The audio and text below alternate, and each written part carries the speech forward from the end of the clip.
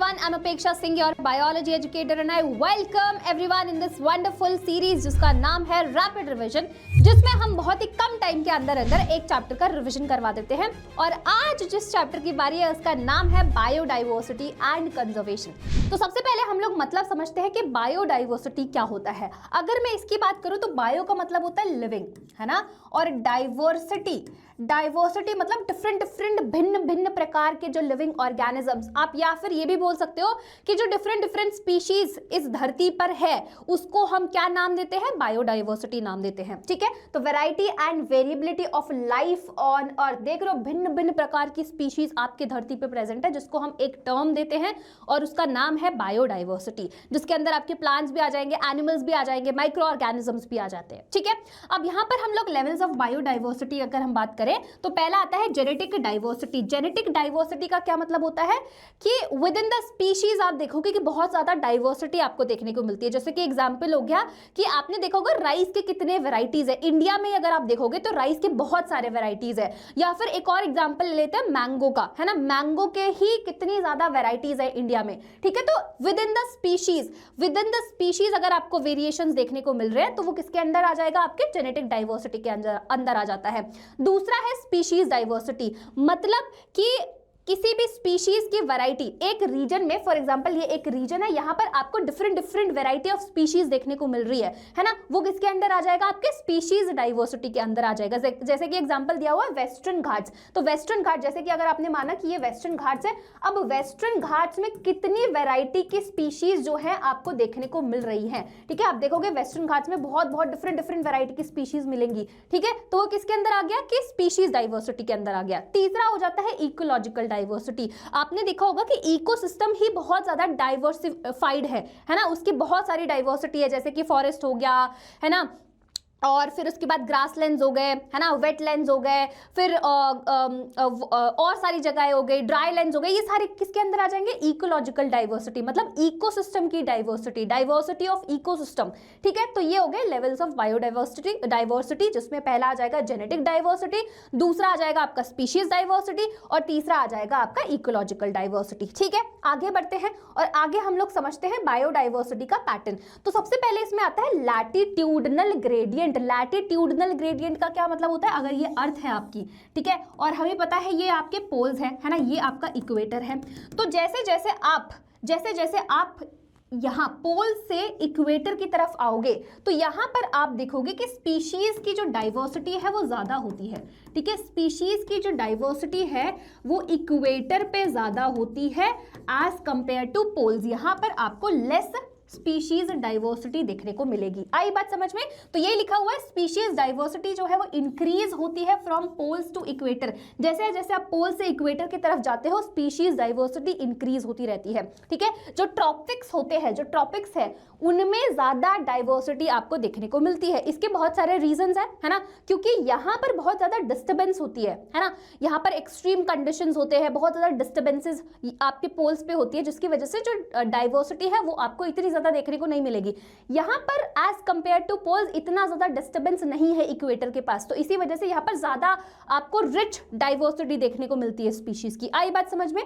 तो ये तो हो गया लैटिट्यूडनल ग्रेडियंट। दूसरा आता है आपका स्पीशीज एरिया रिलेशनशिप। इसका क्या मतलब होता है, स्पीशीज एरिया रिलेशनशिप का मतलब होता है, अगर आप इस ग्राफ को गौर से देखोगे, एक्स एक्सिस पे आपके पास एरिया दिया हुआ है, वाई एक्सिस पे आपके पास स्पीशीज रिचनेस दिया हुआ है, और ये ग्राफ क्या दर्शाता है, ये दर्शाता है कि जैसे जैसे आप एरिया बढ़ाते जाते हो वैसे वैसे जो स्पीशीज रिचनेस है वो भी बढ़ता जाता है, but up to a point.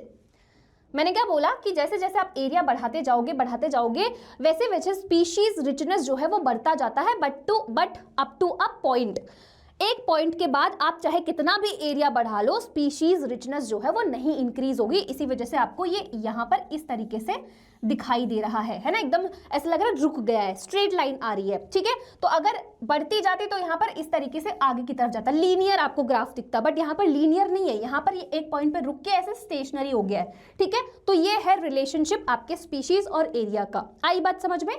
इसका फॉर्मूला है कुछ S is equals to C A, और इसको हम लॉग फॉर्म में कैसे लिखते हैं, log S is equals to log C plus Z log a। ठीक है, इस तरीके से इसको लिखा जाता है। Again this graph is very important, ये आपसे क्वेश्चन पूछा जा सकता है 1 मार्क्स के क्वेश्चन में या फिर शॉर्ट शॉर्ट क्वेश्चन वाले उसमें आ सकता है, ठीक है, तो इसको अच्छे से कर लेना। आगे बढ़ते हैं, है ना, आगे बढ़ते हैं कि भाई हमें बायोडाइवर्सिटी की इतनी ज़रूरत क्यों है ना। हम बायोडाइवर्सिटी की बात कर रहे हैं कि डिफरेंट वेराइटीज़, डिफरेंट स्पीशीज़ जो है वो इस अर्थ पे प्रेजेंट है, बट हमें ज़रूरत क्यों है इकोसिस्टम की स्टेबिलिटी के लिए। यहाँ पर एक हाइपोथेसिस भी बताया गया था, कुछ ऐसे एक्सपेरिमेंट्स भी किए थे जिसमें उन्होंने स्पीशीज़ को निकालते गए, मतलब इन्होंने एक हाइपोथेसिस बेसिकली किया था कि अगर आप स्पीशीज़ को निकालते जाओगे धीरे धीरे इकोसिस्टम से, वो एक्सटेंट होते जाएंगे, तो फिर उसकी वजह से क्या होगा। देखो स्टार्टिंग में तो इतना कोई फर्क नहीं पड़ेगा, बट धीरे धीरे जो आपका इकोसिस्टम है वो कोलैप्स हो जाएगा, ठीक है। तो इसी वजह से स्टेबिलिटी के लिए इकोसिस्टम के आपके जो ये डिफरेंट स्पीशीज़ है, जो बायोडाइवर्सिटी है, बहुत ही ज़्यादा इंपॉर्टेंट है ना। साथ ही साथ ये आपके लिए सोर्स ऑफ फूड है, मेडिसिन है, रॉ मटेरियल है, तो डेफिनेटली आपको इतनी सारी चीज़ें जब आपके इकोसिस्टम से मिल रही है तो कहीं ना कहीं बहुत ही ज़्यादा इंपॉर्टेंट है हमारे लिए। कल्चरल एंड एस्थेटिक वैल्यूज़, इसका क्या मतलब होता है कि आप कहीं घूमने जा रहे हो, पहाड़ों पे घूमने जाते हो, बीचेस पे घूमने जाते हो, है ना, जो आप मॉर्निंग वॉक पे जाते हो, सोचते हो कि भाई नेचर में थोड़ा टाइम स्पेंड करेंगे, थोड़ा दिमाग सही हो जाएगा, तो किसकी वजह से आ रहा है वो, बिकॉज ऑफ बायोडाइवर्सिटी की वजह से आ रहा है। इकोसिस्टम जो आपको सर्विसेज प्रोवाइड कर रहा है, आपको ऑक्सीजन मिल रहा है, आपको इतनी सारी चीज़ें जो इकोसिस्टम प्रोवाइड कर रहा है, अगर उस पर वो टैग लगाने लग जाए ना, प्राइस टैग, तो आप शायद कभी भी उसको पे नहीं कर पाओगे, कितना आपको फ्री में चीजें मिल रही है, ठीक है। तो वही है कि आपको मिल रही है तो उसका आप उसको एक्सप्लॉइट कर रहे हो, तो उसको एक्सप्लॉइट मत करो, उसको भाई अच्छे से मिल रहा है तो उसको भी अच्छे से ही रखो, ठीक है।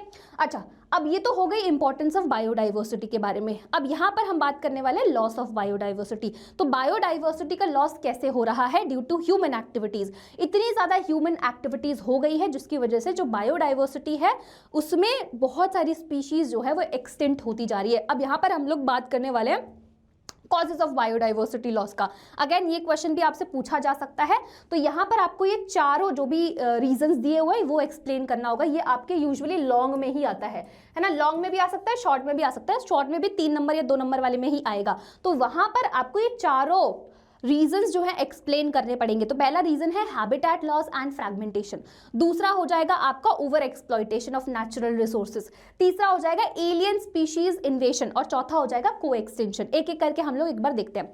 हैबिटेट लॉस की अगर मैं बात करती हूँ, ये सबसे ज्यादा मेजर कॉज ऑफ एक्सटेंशन है। अगेन इस पे भी क्वेश्चन पूछा जाता है कि कौन सा मेजर कॉज ऑफ एक्सटेंशन है, ठीक है। मेजर कॉज ऑफ एक्सटेंशन क्या है, तो आप बोलोगे हैबिटेट लॉस एंड फ्रैगमेंटेशन। देखो इतना ज्यादा डिफॉरेस्टेशन हो गया है ना, पेड़ काटे गए हैं, पेड़ काटने की वजह से अब वहां पर बहुत ज्यादा बिल्डिंग्स बन रही है, लोग वहां पर आ रहे हैं, है ना, अर्बनाइजेशन हो रही है। तो इसकी वजह से हैबिटेट लॉस एंड फ्रैगमेंटेशन की वजह से ये आपका बहुत ही बड़ा रीजन है। देखो पॉपुलेशन बढ़ती जा रही है, तो कहीं ना कहीं रहने के लिए घर भी चाहिए होगा, तो रहने के लिए घर चाहिए, तो फिर क्या करेंगे, जहां पर पेड़ पौधे जो भी जंगले हैं उनको काटेंगे, है ना, काट के साफ करेंगे और वहां पर घर बनाएंगे। तो ये आपका सबसे ज्यादा मेजर कॉज ऑफ एक्सटिंक्शन है, ठीक है। जैसे एग्जाम्पल ट्रॉपिकल रेन फॉरेस्ट का दिया हुआ है, यहाँ पर आपके एनसीईआरटी में एक डेटा भी दिया होगा कि पहले ट्रॉपिकल रेन फॉरेस्ट इतना एरिया कवर करता था, बट अब भी इतना एरिया कवर कर रहा है क्योंकि उसको क्लियर कर दिया गया है, ठीक है। दूसरा है ओवर एक्सप्लॉइटेशन। ओवर एक्सप्लॉइटेशन मतलब कि बहुत ही ज्यादा आप इस्तेमाल कर रहे हो, उसको एक्सप्लॉइट कर रहे हो, हद से ज्यादा आप नेचुरल रिसोर्सेज का एक्सप्लॉइटेशन कर रहे हो, जैसे कि फिशिंग हो गया, हंटिंग हो गया, बहुत सारे एनिमल्स की हंटिंग हो रही है, जिसकी वजह से again it is one of the major cause, है ना, it is one of the causes of the biodiversity loss, ठीक है। दूसरा जैसे एग्जाम्पल आ जाएगा पैसेंजर पीजन एक्सटिंक्शन। ये जो पैसेंजर पीजन था आपने देखा होगा, ये एक्सटिंक्ट किसकी वजह से हुआ है, इसी की वजह से हुआ है, ओवर एक्सप्लॉइटेशन की वजह से हुआ है। फिर आता है एलियन स्पीशीज इन्वेशन। इसका क्या मतलब होता है, जो नॉन नेटिव स्पीशीज है, कोई एक पर्टिकुलर एरिया की लोकल स्पीशीज होती है, बट वो जो भी स्पीशीज उसमें इंट्रोड्यूस करवाया गया है वो क्या कहलाएगा, एलियन स्पीशीज। तो अगर इस एरिया में कोई लोकल स्पीशीज है ना, लोकल स्पीशीज है, और इस एरिया में कोई नई स्पीशीज लेकर आऊं, तो वो उस एरिया के लिए कौन सी स्पीशीज कहलाई जाएगी, एलियन स्पीशीज कहलाई जाएगी। तो एलियन स्पीशीज के इन्वेजन की वजह से भी आपका बायोडाइवर्सिटी का लॉस होता है। जैसे यहाँ पर कुछ एग्जांपल दिया हुआ है एलियन स्पीशीज का, लैंटना हो गया, पार्थिनियम हो गया, अफ्रीकन कैटफिश हो गया, है ना। तो ये क्या करते हैं, ये लोकल स्पीशीज के साथ कंपीट करते हैं और उनको खत्म कर देते हैं। नेक्स्ट इज को एक्सटिंक्शन। एक स्पीशीज की वजह से जो उसके ऊपर दूसरा डिपेंडेंट स्पीशीज है वो भी खत्म हो जाता है, उसका भी लॉस हो जाता है। तो वो किसके अंदर आता है, को एक्सटिंक्शन के। जैसे कि यहाँ पर दिया हुआ है प्लांट पॉलिनेटर रिलेशनशिप। अब देखो प्लांट को पॉलिनेशन तो करवाना है, पॉलिनेशन कौन करवाता है, पॉलिनेटिंग एजेंट्स करवाते हैं। तो अगर प्लांट की स्पीशीज फॉर एग्जाम्पल मान लो एक्सटिंक्ट हो गई, तो उसके ऊपर जो डिपेंडेंट था पॉलिनेटर वो भी एक्सटिंक्ट हो जाएगा, तो उसको हम बोलते हैं को एक्सटिंक्शन। एक स्पीशीज के लॉस की वजह से दूसरे का लॉस होना, दूसरे स्पीशीज का लॉस होना, उसको हम को एक्सटिंक्शन बोलते हैं। तो ये आपको बता दिया मैंने 4 मेजर कॉसेस है ना, जिसमें से जो आपका हैबिटेट लॉस एंड फ्रैगमेंटेशन है वो मेजर है, बाकी के भी आपके कॉजेज है for the loss of biodiversity. याद रखना, ये क्वेश्चन आपसे पूछा जाएगा। ठीक है, चलिए आगे बढ़ते हैं। आगे आता है कंजर्वेशन ऑफ बायोडाइवर्सिटी। आप कैसे कंजर्व कर सकते हो, यहाँ पर हमने बात कर ली क्यों जरूरी है, कैसे लॉस हो रहा है, अब हम इसको कैसे बचा सकते हैं, है ना। तो हम इसको in situ conservation, ex situ, अभी इनके बारे में बात करते हैं। इन सीटू का मतलब होता है कि उसी नेचुरल हैबिटेट में ही उसको कंजर्व करके रखना, बाहर कहीं नहीं लेकर जा रहे हो आप, उसके ही नेचुरल हैबिटेट में उसको कंजर्व करें। जैसे कि वहां पर आपने बायोस्फीयर रिजर्व्स बना दिए, नेशनल पार्क्स बना दिए, वाइल्ड लाइफ सेंचुरीज बना दी, ये किस टाइप का है, इन सीटू कंजर्वेशन है, उसके नेचुरल हैबिटेट में ही आप उसको कंजर्व कर रहे हो। ठीक है, दूसरा आता है आपका एक्स सीटू। एक्स सीटू का मतलब होता है कि आप उसके नेचुरल हैबिटेट से निकाल रहे हो, है ना, उसको निकाल के किसी एक प्रोटेक्टेड जगह पर रख रहे हो। ठीक है, तो यहाँ पर वही चीज मेंशन किया गया है, conservation outside the natural habitat. Example क्या आ जाएंगे, जूलॉजिकल पार्क्स बनाए जाते हैं, फिर बोटैनिकल गार्डन्स हो गए, जूलॉजिकल पार्क एनिमल के लिए बनाए जाते हैं, है ना, बोटैनिकल गार्डन्स आपके प्लांट्स के लिए होते हैं। ठीक है, सीड बैंक्स हो गए, क्रायो प्रिजर्वेशन हो गया, ये सारे टेक्निक है, क्रायो प्रिजर्वेशन टेक्निक है ताकि बचा सके, मतलब जो भी स्पीशीज एक्सटिंक्ट हो रहा है उसके गैमीट्स को प्रिजर्व कर सके, ताकि आगे उसको कंटिन्यू करके रखे, है ना, उस स्पीशीज को कंटिन्यू करके रखे।